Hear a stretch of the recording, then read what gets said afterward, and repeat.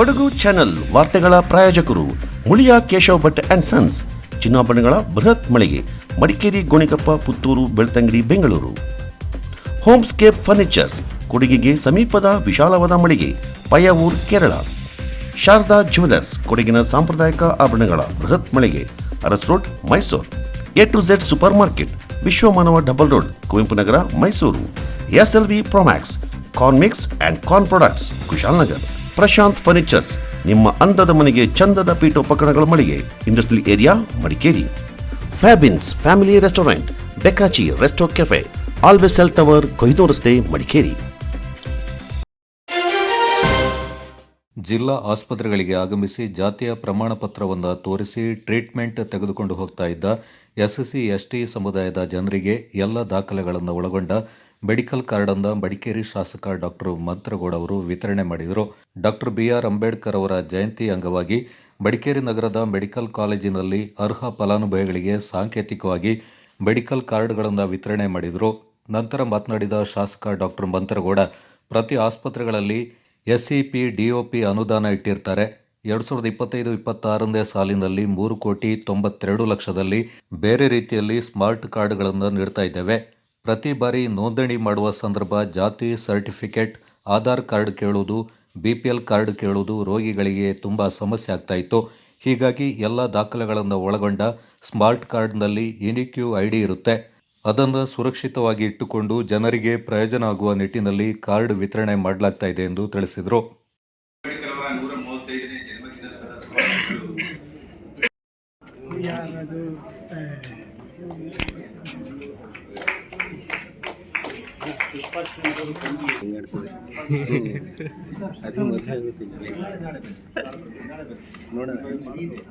ಹುಡುಗಿ ನೋಡ್ಕೊಂಡಿದ್ಯಾ?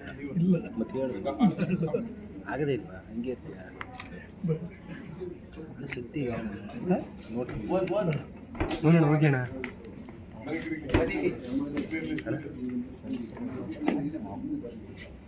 ಬೇರೆ ಬೇರೆ ಹಾಕಂಗಿಲ್ಲ, ಬೇರೆ ಬೇರೆ ಹಾಕಂಗಿಲ್ಲ.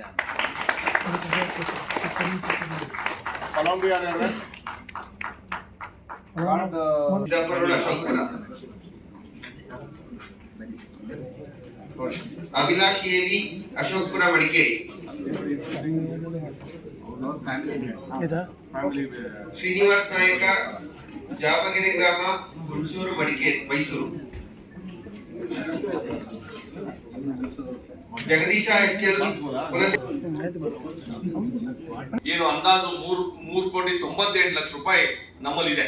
ಆಸ್ ಪರ್ 25-26 ಫೈನಾನ್ಷಿಯಲ್ ಇಯರ್ ಅಲ್ಲಿ 2025-26ನೇ ಇಸ್ವಿಲಿ 3.98 ಕ್ರೋಸ್ ಅವೈಲಬಿಲಿಟಿ ಇರೋದ್ರಿಂದ ನಮ್ಮ ದಲಿತ ಪ್ಲಸ್ SC ST ಸಂಘ ಸಮುದಾಯಕ್ಕೆ one time card.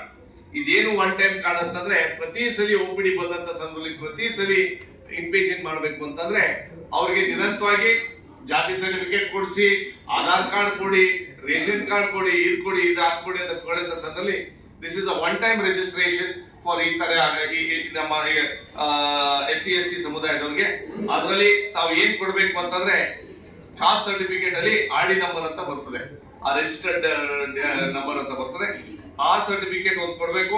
Aadhaar card, BPL card ಕೊಡ್ಬೇಕಾಗುತ್ತೆ. ಅದನ್ನ ಅದ್ರ ಜೊತೆ ವಿಶೇಷವಾಗಿ ಏನ್ ಬೆನಿಫಿಟ್, ಈಗ ನೀವು ಕೇಳ್ದಂಗೆ ನಾವು ಕಾರ್ಡ್ ಮಾಡಿಸ್ಕೊಂಡಪ್ಪ ಏನ್ ನಮ್ಗೆ ಏನ್ ಅನುಕೂಲ ಅಂತ ಹೆಚ್ಚಿನ ಸಂಖ್ಯೆಯಲ್ಲಿ OPD ಬೆನಿಫಿಟ್ಸ್ ಬಂದೇ ಬರ್ತದೆ. ಅದ್ರ ಜೊತೆಯಲ್ಲಿ ಆ ಕಾರ್ಡ್ ಇದ್ರು ಸರ್ಜಿನಿ ಏನಿವೆ ನಾವು ಕೊಡೋದು ಕಾರ್ಡು BPL ಕಾರ್ಡ್ ಆನಂಜಿ ಹೇಳ್ಕೊತಿದ್ವಿ. BPL ಕಾರ್ಡ್ ಹೆಂಗಿದ್ರು ಇದ್ದೇ ಇರ್ತದೆ. ಅದನ್ನೇನೆ ಈ ಪೋಸ್ಟ್ ಸರ್ಜಿಕಲ್ ಉಪಯೋಗಿಸ್ಕೋಬಹುದಲ್ವಾ? So even not only OPD basis but also admission ಬೇಸಿಸ್ಗೂ ಅನುಕೂಲ ಆಗುತ್ತೆ. ಅದೇ ರೀತಿಲಿ MRI, ಆಮೇಲೆ ಒಂದು ಫೈಲ್ ಹೆಂಗಂದ್ರು ಕ್ರಿಯೇಟ್ ಆಗೇ ಆಗುತ್ತೆ. ಈಗ ಪೇಷಂಟ್ ಪಾಪ ಯಾರ ಹೆಸರು ಹೇಳೋದು ಬೇಡ, ಯಾಕಂದ್ರೆ ಯಾರು ಆರೋಗ್ಯ ತಪ್ಪಿಸ್ಕೊಡ ಅನಾರೋಗ್ಯ ಆಗ್ಬಾರ್ದು. ಒಂದ್ ವೇಳೆ ಏನಾದ್ರು ಯಾರು ನಮ್ಮ ಕಡೆಯವ್ರು ಬಂದ್ರೆ ಅವ್ರು ಆ ಕಾರ್ಡ್ ರಲ್ಲಿ ನೀವ್ ಹೇಳ್ದಂಗೆ ಅಲ್ಟ್ರಾಸೌಂಡ್, CT, MRI ಇರ್ಬೋದು, ECG ಇರ್ಬೋದು, ಅಡ್ಮಿಷನ್ ಲೆಕ್ಕದಲ್ಲಿ ಸರ್ಜರಿ ಆಗಿರ್ಬೋದು, ಮೂಳೆ ಚಿಕಿತ್ಸೆ ಪಡೆದಂತ ಸಂದರ್ಭದಲ್ಲಿ ಇಂಪ್ಲಾಂಟ್ಸ್ ಆಗಿರ್ಬೋದು, ವಾರ್ಡ್ ಅಲ್ಲಿ ಇರ್ಬೋದು, ICU ಇರ್ಬೋದು, ಆಂಬ್ಯುಲೆನ್ಸ್ ಇರ್ಬೋದು, ಉಪಯೋಗಿಸ್ಕೋಬಹುದು. ಕಾರಣ ಅಂತಂದ್ರೆ ನಾನು ನನ್ನ ಕುಟುಂಬಸ್ಥರು ನನ್ನ ಫ್ಯಾಮಿಲಿ ಮಾಡ್ಕೊಡ್ತೀವಿ. ಪಾಪದವ್ರಿಗೆ ಹೆಚ್ಚಿನ ಸಂಖ್ಯೆಯಲ್ಲಿ ತಿಳುವಳಿಕೆ ಮಾಹಿತಿ ಸಿಗ್ತಾ ಇಲ್ಲ. ಅದಕ್ಕೋಸ್ಕರ ನಾನು ಸೋಷಿಯಲ್ ಮೀಡಿಯಾದಲ್ಲಿ ಇವತ್ತು ಸೋಷಿಯಲ್ ಮೀಡಿಯಾ ನಾನು ಮಾಡ್ತೀನಿ. ನಮ್ಮ ಮಾಧ್ಯಮ ಮಿತ್ರಗಳು ತಾವು ಒಂದು ದೊಡ್ಡ ಮಟ್ಟದಲ್ಲಿ ಇವತ್ತು ಬರಂತ ಮಾಧ್ಯಮ ಪೇಪರ್ಸ್ಗಳಿರ್ಬೋದು, ಟಿವಿಯಲ್ಲಿ ಆಗಿರ್ಬೋದು ಕೊಟ್ರೆ ಈ ಸವಲತ್ತು ಸಾರ್ವಜನಿಕರಿಗೆ ಅನುಕೂಲ ಆಗಿ ಒಂದು ಕಾರ್ಡ್ ತರ್ಸಕ್ಕೆ ಎಷ್ಟು ದಿವಸ ಆಗುತ್ತೆ ನಿಮಗೀಗ? ನಾನು ಇವತ್ತು ನಮ್ಮ ಫೈಲ್ ಕೊಟ್ಟಿರ್ತೀನಿ, ಈ 3 ಆಧಾರ್ ಕೊಟ್ಟಿರ್ತೀನಿ, ಇಮಿಡಿಯೇಟ್ ಆಗಿ ಅವತ್ತೇ ಆಗುತ್ತೆ. ಸೊ ದೇರ್ ಇಸ್ ನೋ ಇದೇನಿಲ್ಲ. ಸೊ ವೇಟಿಂಗ್ ಟೈಮು ಅದನ್ನು ಹೇಳ್ಬೇಕು. ಯಾಕಂದ್ರೆ ಕೆಲವು ಟೈಮ್ ಕಾಯಿಸೋದು ಗೀಸೋದೆಲ್ಲ ಬೇಡ. ಯಾಕಂದ್ರೆ ಹೆಂಗಿರೋ ಪೇಷಂಟ್ ಬರೋದು ತೊಂದರೆದಲ್ಲಿ, ಆಮೇಲೆ ಅದ್ರ ಜೊತೆಲಿ ಒಂದು ಅರ್ಧ ಗಂಟೆ ಹಾಫ್ ಅನ್ ಅವರ್ ಆಗ್ಬೋದು. So this is written card ಅಲ್ವಾ? ರಿಟರ್ನ್ ಕಾರ್ಡ್ ಪ್ರತಿ ಸರಿ ಅದು ಜಾತಿ ಪ್ರಮಾಣ ಪತ್ರವಾಗಲಿ, BPL ಕಾರ್ಡ್ ಆಗಲಿ, ಆಧಾರ ಪತ್ರವನ್ನು ತರೋ ಅವಶ್ಯಕತೆ ಇರಲ್ಲ. ಅದರಿಂದ ನಾವು ಅವರಿಗೆ ಗುರುತಿನ ಚೀಟಿ ಅಂತ ಕೊಡ್ತಾ ಇದ್ದೀವಿ. ಇವತ್ತು ನಮ್ಮ ಅಧ್ಯಕ್ಷರ, ನಮ್ಮ ಶಾಸಕರ ಒಂದು ಇದನ್ನ ಉದ್ಘಾಟನೆ ಮಾಡ್ತಾರೆ. ಈ ಗುರುತಿನ ಚೀಟಿಯನ್ನು ಇಡೋದ್ರಿಂದ ಅವ್ರು ಯಾವುದೇ ಟೈಮಲ್ಲಿ ಹಾಸ್ಪಿಟಲ್ ಬಂದಾಗ ಅವರಿಗೆ ಈ ಹಾಸ್ಪಿಟಲ್ ಅಲ್ಲಿ ಆರೋಗ್ಯ ಸಂಬಂಧಪಟ್ಟ ಎಲ್ಲ ಸೌಲಭ್ಯಗಳನ್ನು ತಡರಹಿತವಾಗಿ ಅವರಿಗೆ ಪಡ್ಕೊಳ್ಳಲು ಸರ್ಕಾರದಿಂದ ಏನು ಫಲಾನುಭವಿಗಳಿಗೆ ಸೇವೆ ಸಲ್ಲಬೇಕು ಅದು ಎಲ್ಲ ರೀತಿಯಲ್ಲಿ ಸಲ್ಲುತ್ತೆ. ಕಳೆದ ಹಲವು ವರ್ಷಗಳಿಂದ ವಿರಾಜಪೇಟೆ ಹೊರವಲಯದ ಕಣ್ಣಂಗಾಲ ಗ್ರಾಮ ಪಂಚಾಯಿತಿಗೆ ಅನೇಕ ಬಾರಿ ಮನವಿಯನ್ನು ಸಲ್ಲಿಸಿದ್ರೂ ಕೂಡ ಕುಡಿಯುವ ನೀರಿನ ಸಮರ್ಪಕ ವ್ಯವಸ್ಥೆಯನ್ನು ಕಲ್ಪಿಸಿರಲಿಲ್ಲ. ಇದರಿಂದ ಬೇಸತ್ತಿದ್ದ ಗ್ರಾಮಸ್ಥರು ಸ್ಥಳೀಯ ಪ್ರಮುಖರಾದ ಬಾಚಂಡ ಕಿರಣ್ ಅವರ ನೇತೃತ್ವದಲ್ಲಿ ಶಾಸಕರು ಹಾಗೂ ಮುಖ್ಯಮಂತ್ರಿಗಳ ಕಾನೂನು ಸಲಹೆಗಾರರಾದ ಅಜ್ಜಿಕುಟ್ಟಿರ ಎಸ್ ಪೊನ್ನಣ್ಣ ಅವರಿಗೆ ನೀರಿನ ಸಮಸ್ಯೆ ಬಗೆಹರಿಸಿಕೊಡುವಂತೆ ಈ ಹಿಂದೆ ಮನವಿಯನ್ನು ಸಲ್ಲಿಸಿದ್ರು. ಇದಾದ ಕೇವಲ 1 ವಾರದಲ್ಲಿ ಶಾಸಕರು ಅಧಿಕಾರಿಗಳಿಗೆ ಖಡಕ್ ಸೂಚನೆ ನೀಡಿ ಗ್ರಾಮಸ್ಥರಿಗೆ ನೀರಿನ ಸರಬರಾಜು ಸಮರ್ಪಕವಾಗಿ ಆಗುವಂತೆ ನೋಡಿಕೊಂಡಿದ್ದಾರೆ. ಆದ್ದರಿಂದ ಕಿರಣ್ ಅವರ ನೇತೃತ್ವದಲ್ಲಿ ಗ್ರಾಮಸ್ಥರು ಶಾಸಕರನ್ನ ಅವರ ಗೃಹ ಕಚೇರಿಯಲ್ಲಿ ಭೇಟಿಯಾಗಿ ಅಭಿನಂದನೆಯನ್ನ ಸಲ್ಲಿಸಿದ್ರು. 2 ಕಿಲೋಮೀಟರ್ ದೂರ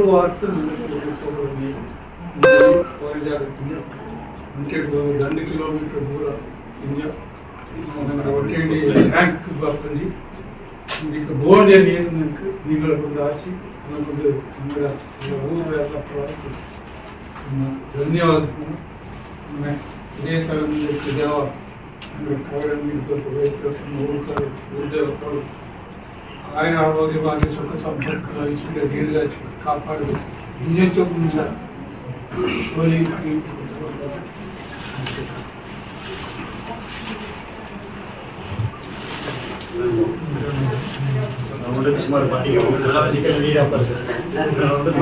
ನಾವು ಕಣ್ಣಂಗಾಲ ಗ್ರಾಮದಿಂದ ಬಂದಿದ್ದೀವಿ. ಕಣ್ಣಂಗಾಲ ಗ್ರಾಮದಲ್ಲಿ ಭಾಳಷ್ಟು ಕುಡಿಯೋ ನೀರಿಗೆ ಭಾರಿ ತೊಂದರೆ ಇತ್ತು. ಪಂಚಾಯತ್ ಬೋರ್ಡಿನವರಿಗೆ ಭಾಳಷ್ಟು ಸಾರಿ ಹೇಳಿದರೂ ಕೂಡ ಅವರು ನಮಗೆ ನಮ್ಮ ಮನವಿಗೆ ಸ್ಪಂದಿಸಲಿಲ್ಲ.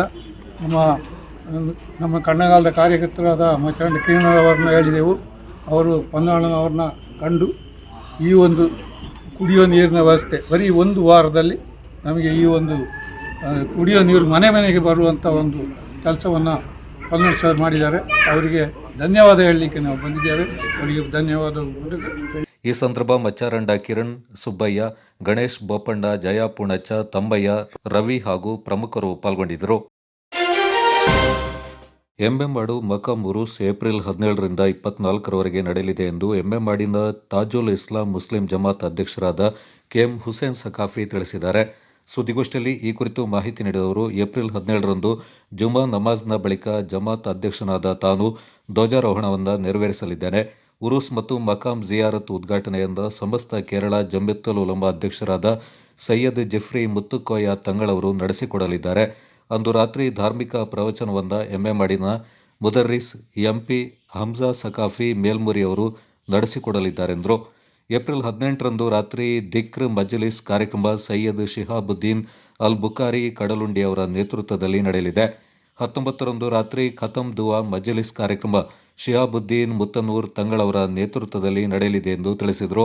ಏಪ್ರಿಲ್ 20ರಂದು ಮಧ್ಯಾಹ್ನ ಸೈಯದ್ ಸ್ವಾದಿಕ್ ಅಲಿ ಶಿಹಾಬ್ ತಂಗಳ್ ಪಾಣಕಾಡ್ ಅವರ ಅಧ್ಯಕ್ಷತೆಯಲ್ಲಿ ನಡೆಯಲಿರುವ ಸಾರ್ವಜನಿಕ ಸಮ್ಮೇಳನಕ್ಕೆ ಮುಖ್ಯಮಂತ್ರಿ ಸಿದ್ದರಾಮಯ್ಯ ಅವರನ್ನು ಆಹ್ವಾನ ಮಾಡಲಾಗಿದ್ದು ಬರುವ ವಿಶ್ವಾಸವಿದೆ ಎಂದು ತಿಳಿಸಿದರು. ಮುಖ್ಯ ಭಾಷಣಕಾರರಾಗಿ ಇಂಡಿಯನ್ ಗ್ರ್ಯಾಂಡ್ ಮುಫ್ತಿ ಸುಲ್ತಾನುಲ್ ಉಲಮಾ ಎಪಿ ಅಬೂಬಕರ್ ಮುಸ್ಲಿಯಾರ್ ಕಾಂತಪುರಂ ಪಾಲ್ಗೊಳ್ಳಲಿದ್ದಾರೆ. ವರ್ಷಪ್ರತಿ ನಡೆಸಿಕೊಂಡು ಬರುತ್ತಿರುವ ಉರುಸ್ ಆಚರಣೆಯ ಬಗ್ಗೆ ಪತ್ರಿಕಾಗೋಷ್ಠಿಯನ್ನು ಕರೆದಿದ್ದೇವೆ. ಸುಮಾರು 400 ವರ್ಷಗಳ ಇತಿಹಾಸವಿರುವ ಎಂಎಂಮಾಡು ಗ್ರಾಮದಲ್ಲಿ ಅಂತಿಮ ವಿಶ್ರಾಂತಿ ಪಡೆಯುತ್ತಿರುವ ಹಜರತ್ ಸೂಫಿಸ್ ಅವರನ್ನು ಮತ್ತು ಸೈಯದ್ ಹಸನ್ ಸಫಾರ್ ಅಲ್ರಮಿ ಬಲಿಯುಲ್ಲಾಹ್ ಹಾಗೂ ಇತರ ಅಜ್ಞಾನಿಗಳ ಹೆಸರು 2026 ಶುಕ್ರವಾರ ವಿಮಾನ ಮಾರ್ಗದ ನಂತರ ತಾಜುಲ್ ಇಸ್ಲಾಂ ಮುಸ್ಲಿಂ ಜಮಾಅತ್ನ ಅಧ್ಯಕ್ಷರಾದ ಟಿ.ಎಂ. ಹುಸೇನ್ ಸಖಾಫಿ ಧ್ವಜಾರೋಹಣ ನೆರವೇರಿಸಿದ್ದಾರೆ. ಮಕ್ರಾಮ್ ಸಿಯಾಹತ್ ಮತ್ತು ಉರ್ಸ್ ದಾಖಲೆ ಸಂಸ್ಥೆಗಳ ಜಮೀನುಗಳ ಅಧ್ಯಕ್ಷರಾದ ಸೈಯದುಲ್ ಉಲಮಾ ಸೈಯದ್ ಜಿಬ್ರೀಲ್ ಕುತುಬ್ ಅವರು ನೆರವೇರಿಸಿದ್ದಾರೆ. ತಾರೀಖು 24/2026 ನಡೆಯಲಿರುವ ಸಾರ್ವಜನಿಕ ಸಮ್ಮೇಳನ ಜನಾಬ್ ಪಾಣಕ್ಕಾಡು ಸೈಯದ್ ಸಾದಿಕ್ ಅಲಿ ಸಿಯಾಫತ್ ಅವರ ನೇತೃತ್ವದಲ್ಲಿ ಕಾರ್ಯಕ್ರಮದ ಉದ್ಘಾಟನೆಯನ್ನು ಕರ್ನಾಟಕ ರಾಜ್ಯದ ಸನ್ಮಾನ್ಯ ಮುಖ್ಯಮಂತ್ರಿಗಳಾದ ಸಿ.ಎಂ. ಸಿದ್ದರಾಮಯ್ಯರವರು ನೆರವೇರಿಸಲಿದ್ದಾರೆ. ಜನಾಬ್ ಗ್ರಾಂಡ್ ಮುಫ್ತಿ ಸುಲ್ತಾನುಲ್ ಉಲಮಾ ಮುಖ್ಯ ಭಾಷಣ ಮಾಡಲಿದ್ದಾರೆ. ವೇದಿಕೆಯಲ್ಲಿ ಕರ್ನಾಟಕ ಸರ್ಕಾರ ಸಭಾಪತಿಗಳಾದ ಬಹುಯೋಗಿ ಮಾನ್ಯ ಮತ್ತು ವಸತಿ ಸಚಿವರಾದ ಜಮೀರ್ ಅಹಮದ್, ಕೊಡಗು ಉಸ್ತುವಾರಿ ಸಚಿವರಾದ ಬಸವರಾಜು, ಮಾನ್ಯ ಮುಖ್ಯಮಂತ್ರಿಗಳ ಕಾನೂನು ಸಲಹೆಗಾರರು ಮತ್ತು ಸ್ಥಳೀಯ ಶಾಸಕರು ಆದ ಎಸ್ ಪೊನ್ನಣ್ಣ, ಮಡಿಕೇರಿ ವಿಧಾನಸಭಾ ಕ್ಷೇತ್ರದ ಶಾಸಕರಾದ ಡಾಕ್ಟರ್ ಅಂದ್ರೇಶ್ ಅವರು, ಶಾಂತಿನಗರದ ಶಾಸಕರಾದ ಎಸ್.ಎ. ಹಾರಿಸ್ ಮತ್ತು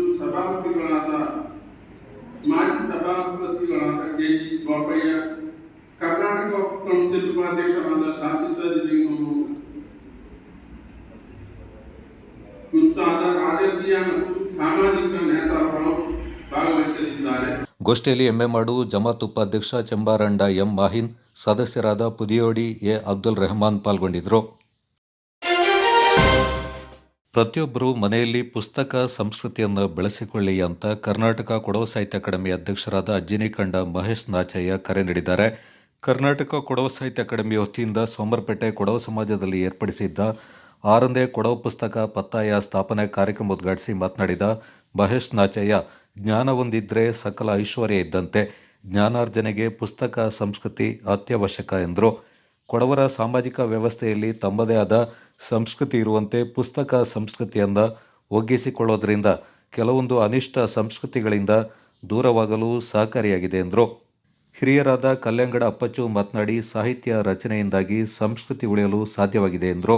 ಕವಯತ್ರಿ ಹಂಚಟ್ಟಿರ ಫ್ಯಾನ್ಸಿ ಮುತ್ತಣ್ಣ ಈ ಸಂದರ್ಭ ಮಾತನಾಡಿದರು. ಕೊಡಗಿನ ಏಕೈಕ ಶಾಸ್ತ್ರಜ್ಞೆ ಸಾಹಿತಿ ಕರೋಟಿರ ಶಶಿ ಸುಬ್ರಹ್ಮಣಿ ವಿರಚಿತ ನಂಬಿಕೆ ಪುರಾಣತ್ ನಡುಲು ಕೊಡವಡ ಸಾಂಸ್ಕೃತಿಕ ಬದುಕು ಪುಸ್ತಕದ ಎರಡನೇ ಮುದ್ರಣವನ್ನು ಅಕಾಡೆಮಿ ವತಿಯಿಂದ ಈ ಸಂದರ್ಭ ಬಿಡುಗಡೆ ಮಾಡಲಾಯಿತು.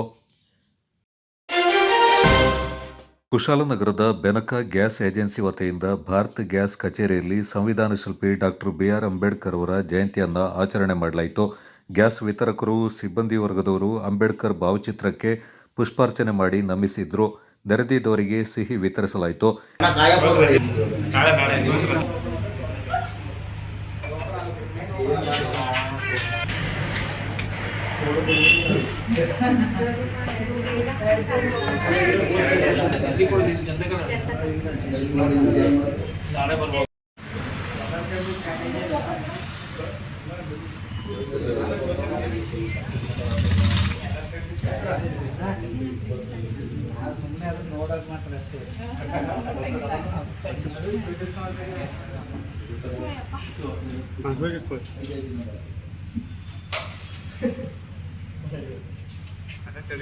ಈ ಸಂದರ್ಭ ಮಾತನಾಡಿದ ಏಜೆನ್ಸಿ ಪ್ರಮುಖರಾದ ಎಚ್.ಇ. ದರ್ಶನ್, ಸಂವಿಧಾನ ಶಿಲ್ಪಿಯ ಕೊಡುಗೆ ಕಾರಣದಿಂದ ನಾವು ಇಂದು ಉದ್ಯಮಿಗಳಾಗಲು ಸಾಧ್ಯವಾಗಿದೆ. ಅಂಬೇಡ್ಕರ್ ಅವರ ಮೂಲಕ ಹಿಂದುಳಿದವರು ಇಂದು ಸಮಾಜದಲ್ಲಿ ನೆಲೆ ಕಂಡುಕೊಳ್ಳಲು ಸಾಧ್ಯವಾಗಿದೆ ಎಂದರು. ಏಪ್ರಿಲ್ 14ನೇ ತಾರೀಕು ಬಾಬಾ ಸಾಹೇಬ್ ಅಂಬೇಡ್ಕರ್ ಅವರ ಜಯಂತಿಯನ್ನು ನಾವು ನಮ್ಮ ಕಚೇರಿಯಲ್ಲಿ ಆಚರಣೆ ಮಾಡಿದ್ದೀವಿ. ಈ ದಿನ ನಮ್ಮ ಎಲ್ಲ ಸಿಬ್ಬಂದಿಗಳು ಪುಷ್ಪಾರ್ಚನೆ ಮಾಡುವ ಮೂಲಕ ಅಂಬೇಡ್ಕರ್ ಗೌರವವನ್ನು ಸಲ್ಲಿಸಿ ಎಲ್ಲರಿಗೂ ಕೂಡ ಸಿಹಿಯನ್ನು ಹಂಚಿದ್ದೀವಿ. ನಮಗೆ ಬಾಬಾ ಸಾಹೇಬ್ ಅಂಬೇಡ್ಕರ್ ಅವರು ಕೊಟ್ಟಿರುವಂಥ ಒಂದು ಸಂವಿಧಾನದ ಅಡಿಯಲ್ಲಿ ನಮಗೆ ಈ ಏಜೆನ್ಸಿ ಸಿಕ್ಕಿರೋದು.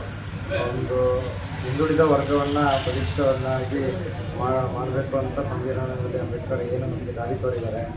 ಆ ಇದರಲ್ಲಿ ಇವತ್ತು ನಾವು ಸ್ವಾವಲಂಬಿಯಾಗಿ ನಾವು ನಮ್ಮ ಕರ್ತವ್ಯವನ್ನು ಅದೇ ರೀತಿ ನಿರ್ವಹಿಸ್ತಾ ಬಂದಿದ್ದೀವಿ.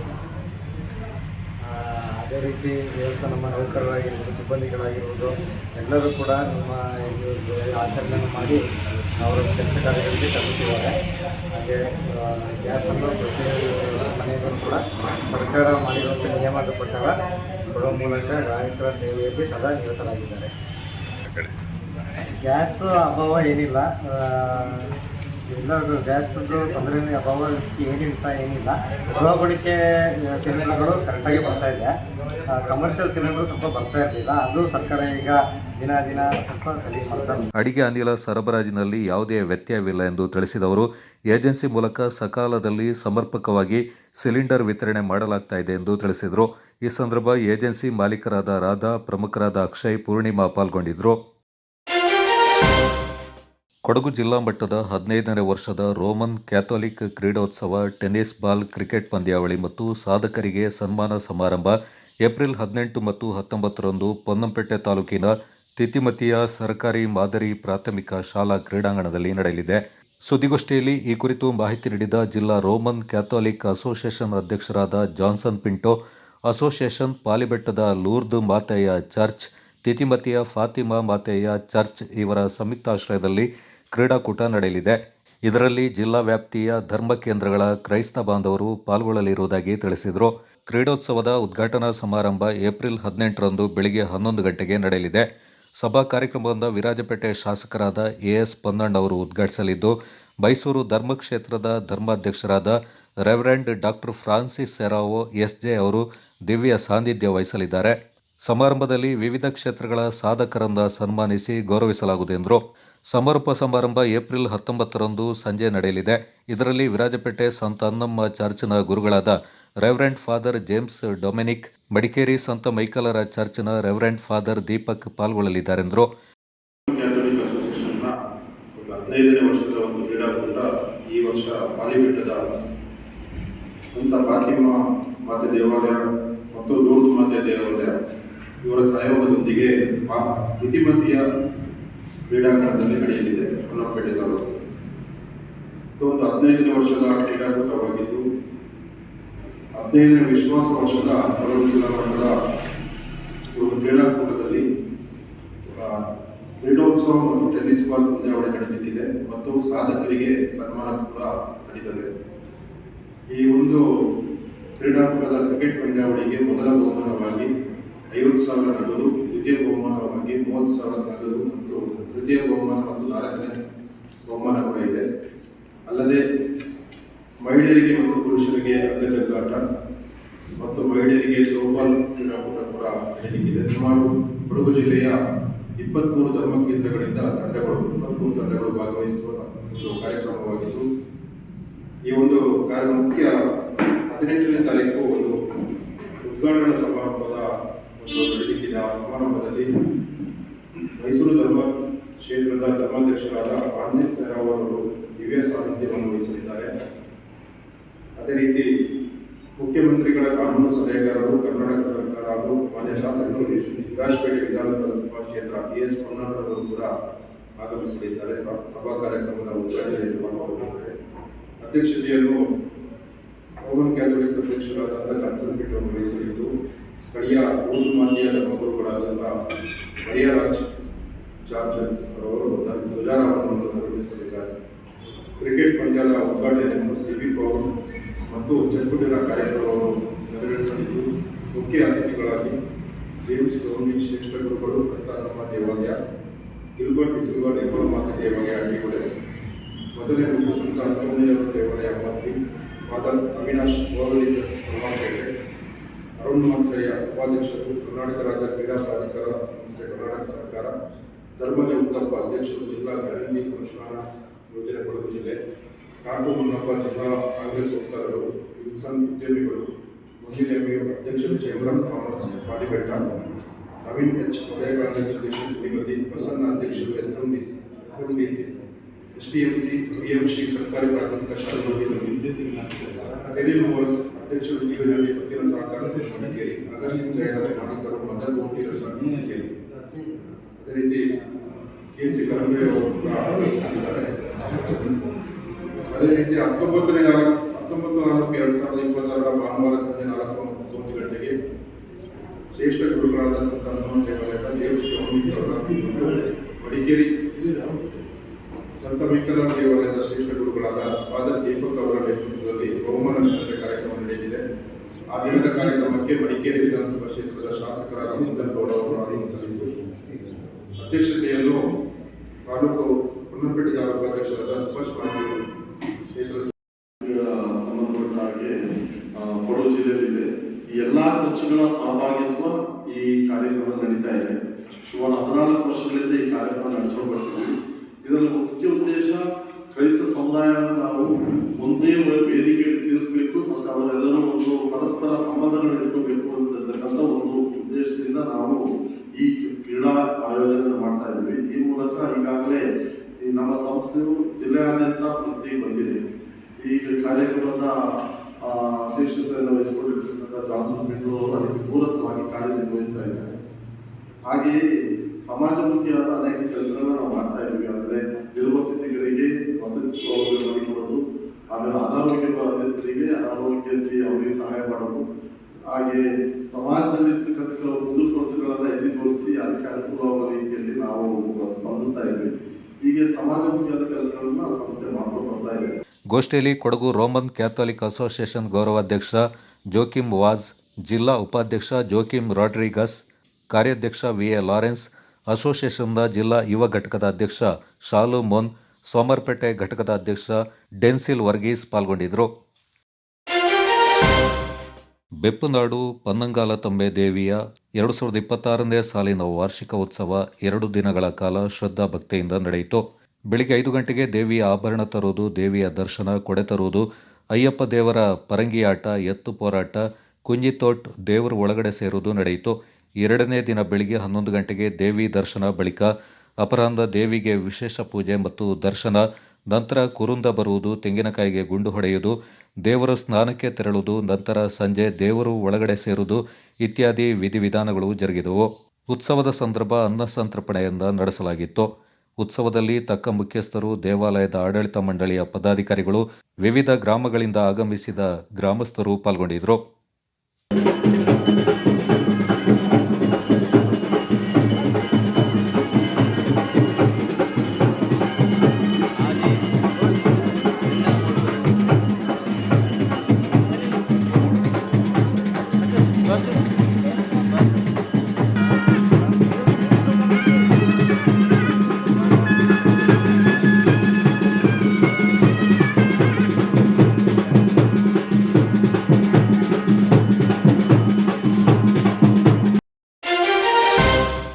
ಆಧ್ಯಾತ್ಮಿಕ ನೆಲೆಗಟ್ಟಿನಲ್ಲಿ ಸಾತ್ವಿಕವಾದ ಆಹಾರ ನೀಡುವ ಜೊತೆಗೆ ವಿದ್ಯಾರ್ಥಿಗಳು ಮನಸ್ಸಿನಿಂದ ಸಾತ್ವಿಕರಾಗಿರಬೇಕು ಎಂಬ ನಿಟ್ಟಿನಲ್ಲಿ ಈ ಶಿಬಿರವನ್ನು ಆರಂಭಿಸಲಾಗಿದೆ.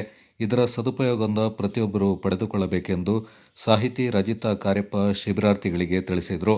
ವಿರಾಜಪೇಟೆಯ ಪ್ರಜಾಪಿತ ಬ್ರಹ್ಮಕುಮಾರಿ ಈಶ್ವರೀಯ ವಿಶ್ವವಿದ್ಯಾಲಯದ ಸಭಾಂಗಣದಲ್ಲಿ 3 ದಿನಗಳ ಕಾಲ ಏರ್ಪಡಿಸಿದ್ದ ಮಕ್ಕಳ ಬೇಸಿಗೆ ಶಿಬಿರ ಕಾರ್ಯಕ್ರಮಕ್ಕೆ ಚಾಲನೆ ನೀಡಿ ಅವರು ಮಾತನಾಡಿದರು. ಆದರೆ ಅಲ್ಲಿ ಬೇರೆ ಡ್ಯಾನ್ಸ್ ಅಥವಾ ಬೇರೆ ಬೇರೆ ರೀತಿಯ ಚಟುವಟಿಕೆಗಳಿರ್ತದೆ. ಬಟ್ ಇಲ್ಲಿ ಯಾವ ರೀತಿ ಒಂದು ಶಿಬಿರ ನಡೆದಿದೆ ಅಂತ ಹೇಳಿದ್ರೆ ಒಂದು ಆಧ್ಯಾತ್ಮಿಕವಾದ ಒಂದು ನೆಲೆಗಟ್ಟಿನಲ್ಲಿ ಒಂದು ಸಾತ್ವಿಕವಾದ ರೀತಿಯಲ್ಲಿ ಸಾತ್ವಿಕವಾದ ಆಹಾರವನ್ನ ನೀಡುವುದರ ಜೊತೆಗೆ ಮನಸ್ಥಿತಿ ಕೂಡ ಸಾತ್ವಿಕವಾಗಿ ಇರಬೇಕು ಅನ್ನುವಂತಹ ಒಂದು ನಿಟ್ಟಿನಲ್ಲಿ ಈ ಶಿಬಿರ ಆಯೋಜನೆಗೊಂಡಿದೆ. ತಾವೆಲ್ಲರೂ ಇದರಲ್ಲಿ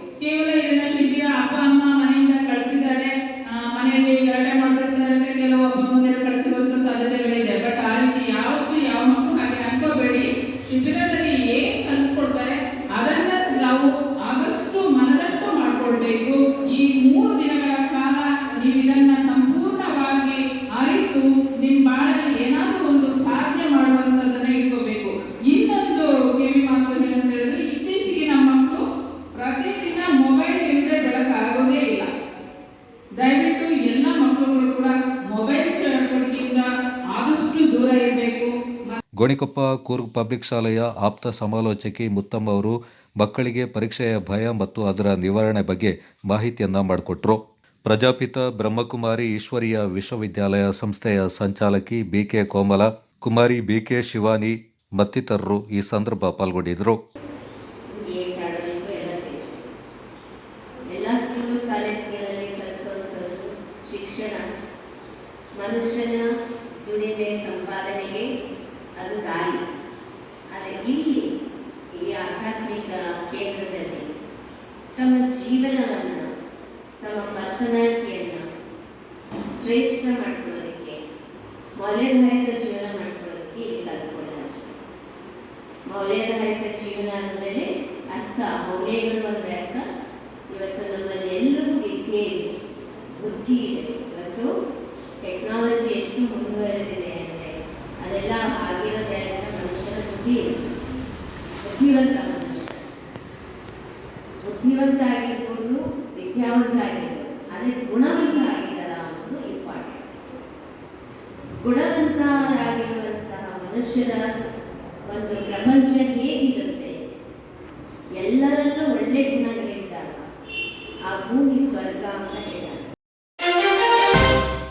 ಕೊಡಗು ಗೌಡ ಯುವ ವೇದಿಕೆ ಮಾಸಿಕ ಸಭೆ ಅಧ್ಯಕ್ಷ ಬಾಲಾಡಿ ಮನೋಜ್ ನೇತೃತ್ವದಲ್ಲಿ ಮಡಿಕೇರಿಯ ಯುವ ವೇದಿಕೆ ಕಚೇರಿಯಲ್ಲಿ ನಡೆಯಿತು.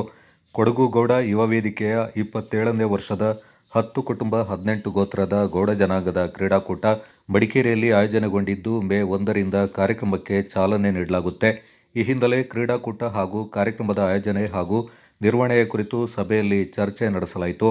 ಕೊಡಗು ಗೌಡ ಯುವ ವೇದಿಕೆ ಅಧ್ಯಕ್ಷ ಬಾಲಾಡಿ ಮನೋಜ್ ಮಾತನಾಡಿ, ಈ ಬಾರಿ ನಮ್ಮ ಕ್ರೀಡಾಕೂಟವನ್ನು ಬಹಳ ವಿಭಿನ್ನವಾಗಿ ಮಾಡಲು ಆಡಳಿತ ಮಂಡಳಿ ತೀರ್ಮಾನ ತೆಗೆದುಕೊಂಡಿದೆ.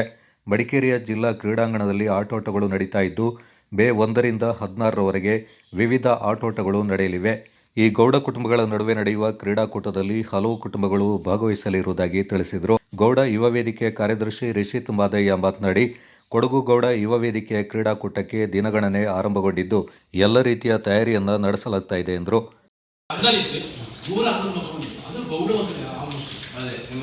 ಪ್ರತಿಯೊಬ್ಬ ಪರಿಪತಿ ಮಾಡಿ ಸರ್ಟಿಫಿಕೇಟ್ ಮಾಡಬಹುದು.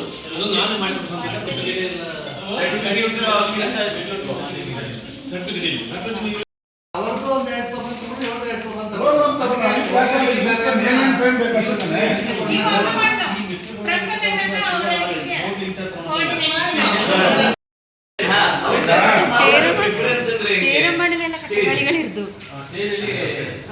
ಅದು ಎಲ್ಲರಿಗೂ ಸ್ಟೇಜ್ ಬೇಕು. ಸಭೆ ಹೇಗೆ ನಾವು ಅಲ್ಲಿ ಕಾರ್ಯ ಮಾಡಿದೋ ಅದೇ ರೀತಿ ಕಾರ್ಯಕ್ರಮಕ್ಕೆ ಅಲ್ಲಿ ಪೂರ್ಣ ರೀತಿಯ ಸಹಕಾರ ಕೊಡ್ತವೆ ಅಂತ ನಾವು ಹೇಳೋಣ. ಹಾಗೆ ಅಲ್ಲಿ 8 ಸಭೆಗೆ ಆಗಮಿಸಿದಂತ ಅಧ್ಯಕ್ಷರಾದ ಬಾಲಡಿ ಮನೋಜ್ ಅವರಿಗೆ ಸ್ವಾಗತ, ಹಾಗೆ ಉಪಾಧ್ಯಕ್ಷರಾದ ಪರಿಚಯ ಸತೀಶ್ ಅವರಿಗೆ ಸ್ವಾಗತ, ಕಾರ್ಯದರ್ಶಿಯಾದ ಸ್ವಾಗತ, ಹಾಗೆ ಖಜಾಂಚಿಯಾದ ನವೀನ್ ಅವರಿಗೂ ಸ್ವಾಗತ. ಕಾರ್ಯಕ್ರಮದಲ್ಲಿ ಉಪಾಧ್ಯಕ್ಷರಾದ ಪರಿಚನ ಸತೀಶ್ ಮತ್ತು ಎಡಿಕೇರಿ ಪ್ರಸನ್ನ, ಖಜಾಂಚಿ ನವೀನ್ ದೇರಳ, ಕಾರ್ಯದರ್ಶಿ ಕೆದಂಬಾಡಿ ಕಾಂಚನ ಸೇರಿದಂತೆ ಆಡಳಿತ ಮಂಡಳಿಯ ಪದಾಧಿಕಾರಿಗಳು ಹಾಗೂ ನಿರ್ದೇಶಕರು ಪಾಲ್ಗೊಂಡಿದ್ದರು. ಸುಳುಗಳಲೆ ಗ್ರಾಮದಲ್ಲಿ ಮಂಗಳವಾರ ಬೆಳಿಗ್ಗೆ 8 ಗಂಟೆಯಿಂದ ಚೌಡಂಬ ಪಂಜುರ್ಲಿ ಹಾಗೂ ಗುಳಿಗ ದೈವದ 7ನೇ ವರ್ಷದ ವಾರ್ಷಿಕೋತ್ಸವ ಕಾರ್ಯಕ್ರಮ ನಡೆಯಿತು. ಬೆಳಿಗ್ಗೆಯಿಂದ ವಿವಿಧ ಪೂಜಾ ಕಾರ್ಯಕ್ರಮ ನೆರವೇರಿಸಲಾಯಿತು. ನಂತರ ದೇವರಿಗೆ ಮಹಾ ಮಂಗಳಾರತಿ ನಡೆಯಿತು. ನೂರಾರು ಸಂಖ್ಯೆಯಲ್ಲಿ ಭಕ್ತಾದಿಗಳು ಪಾಲ್ಗೊಂಡು ದೇವರ ಕೃಪೆಗೆ ಪಾತ್ರರಾದರು. ಪ್ರತಿಷ್ಠಾಪನಾ ಪೂಜಾ ವಿಧಿವಿಧಾನಗಳಿಂದ ಪಂಜದ ಲಕ್ಷ್ಮಣ್ ಹಾಗೂ ಗಂಗಾಧರ್ ಹಾಗೂ ಸನ್ನಿಧಿಯ ಅರ್ಚಕ ಲಿಂಗಪ್ಪ ಯೋಗೇಶ್ ಅವರು ನೆರವೇರಿಸಿದರು.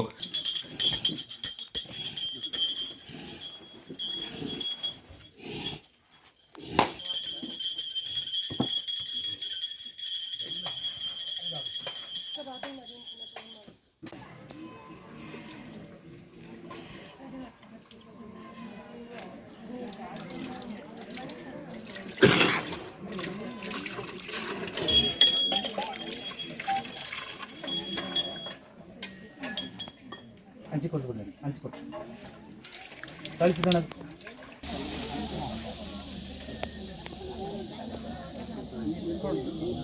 ಕೃಷ್ಣಣ್ಣ ಅಲ್ಲಿ ಹೋಗುತ್ತೆ ಕರಿತಾವ.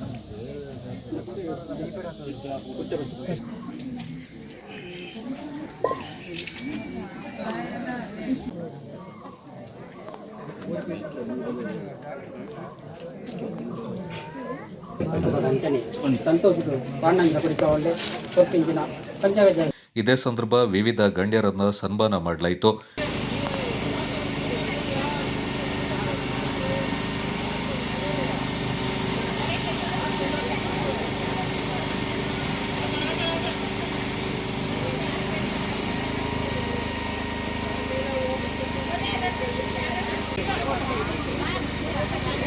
ಚೌಡಂಬ, ಗುಳಿಗ, ಪಂಜುರ್ಲಿ, ನಾಗದೈವ ಈ ನಾಡಿನ ಕೆಲವು ಕಡೆಗಳಲ್ಲಿ ವಿಶೇಷವಾಗಿ ನೆಲೆಸಿದ್ದು ಭಕ್ತರ ಕಷ್ಟಗಳನ್ನು ಪರಿಹರಿಸುತ್ತಾ ಇದೆ. ಭಕ್ತರಿಗೆ ರಕ್ಷಣೆಯನ್ನು ನೀಡಿ ದಿವ್ಯ ಶಕ್ತಿಯಿಂದ ತನ್ನ ಕ್ಷೇತ್ರದತ್ತ ಸೆಳಿತಾ ಇದೆ ಎಂಬ ನಂಬಿಕೆ ಭಕ್ತರಲ್ಲಿದೆ. ಅರ್ಚಕರಾದ ಲಕ್ಷ್ಮಣ್ ಹಾಗೂ ಲಿಂಗಪ್ಪ ಈ ಸಂದರ್ಭ ಮಾತನಾಡಿದರು.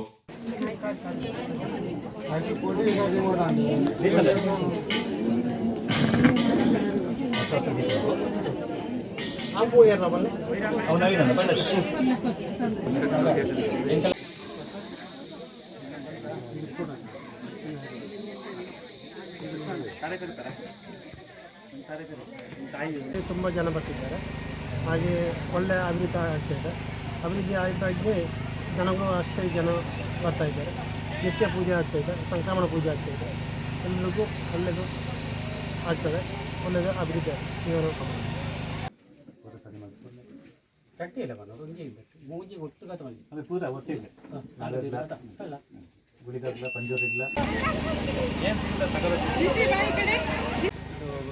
ದೇವ್ರದ್ದು ಪ್ರತಿಷ್ಠಾಪನೆ ಮಾಡಿ 1 ವರ್ಷ ಆಗಿದೆ ಇವತ್ತಿಗೆ.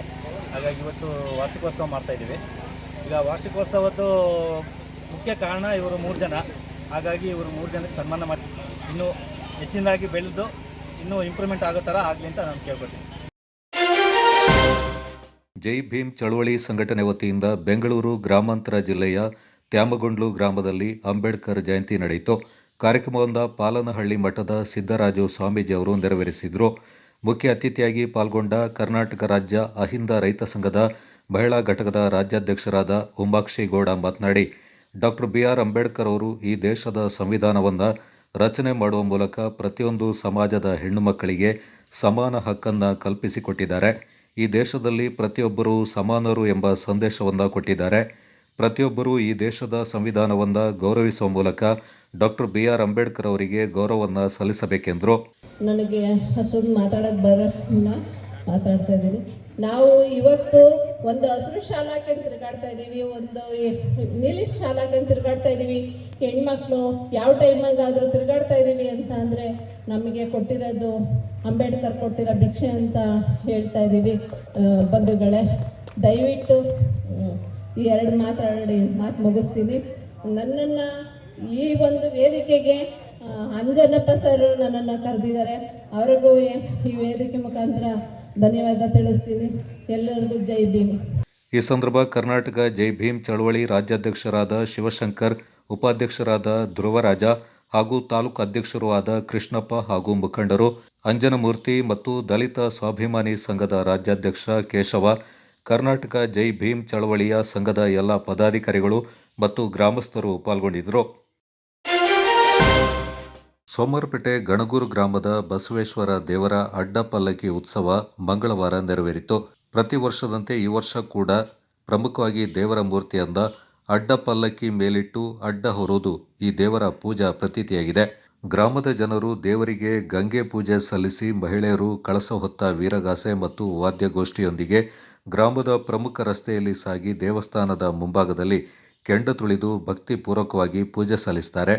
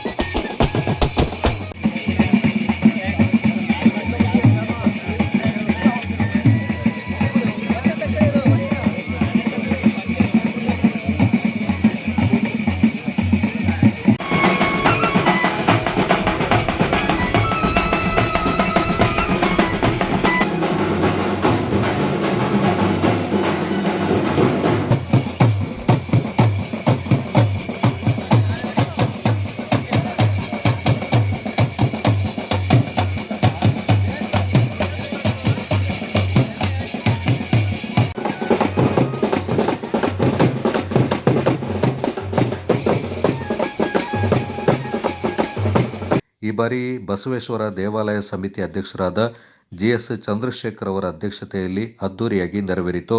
2 ದಿನದ ಕಾರ್ಯಕ್ರಮದಲ್ಲಿ ಭಕ್ತಾದಿಗಳಿಗೆ ವಿವಿಧ ರೀತಿಯ ಭೋಜನದ ವ್ಯವಸ್ಥೆ ಮಾಡಲಾಗಿತ್ತು. ಗ್ರಾಮದವರಾದ GD ಜಗದೀಶ್, ಸೋಮಶೇಖರ್, ಪರಮೇಶ್ ಮತ್ತಿತರರು ಈ ಸಂದರ್ಭ ಹಾಜರಿದ್ದರು.